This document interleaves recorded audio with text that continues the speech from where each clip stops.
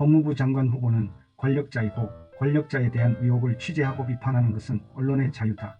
사후적으로 오류가 확인되었더라도 기자가 보도하는 시점에 진지한 사실 확인 노력을 했고 그것을 사실이라고 믿었다면 법적 책임을 묻지 않아야 한다.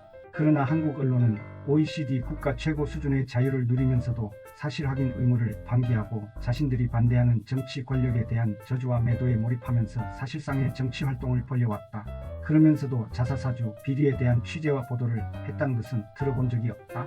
2020년 12월 31일 뉴스타파 제작 영화 족벌 두 신문 이야기는 앞잡이 밤의 대통령 악의 축이라는 소제목을 붙인 3개 파트로 구성되어 있는데 이 소제목은 한국 언론의 현실을 보여준다.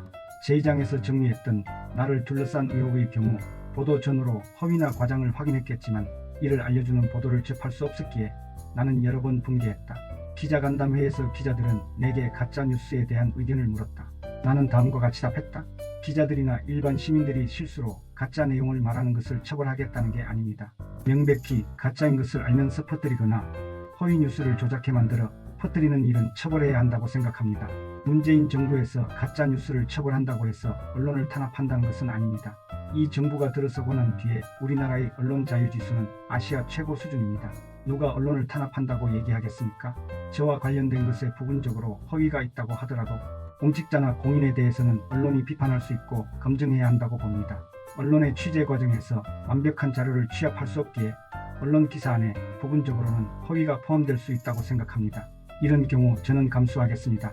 그런데 애초부터 명백한 허위 사실임을 알면서도 고의로 그런 비판을 하고 공격하는 것은 정말 아니라는 생각이 듭니다.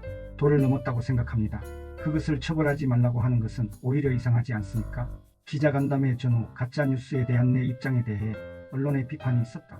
과거 내 트위터의 글 일부를 인용하며 입장이 바뀌었다는 조로남불 조롱과 함께 다시 밝히지만 나는 졸저, 절제의 형법 학등에서 위와 같은 가짜뉴스와 악의적 허위사실 보도 또는 사실 확인을 소홀히 한 허위사실 보도는 형법적 책임을 져야 하고 영미식 민사 제재인 징벌적 손해배상도 도입해야 한다는 입장을 일관되게 견지해왔다.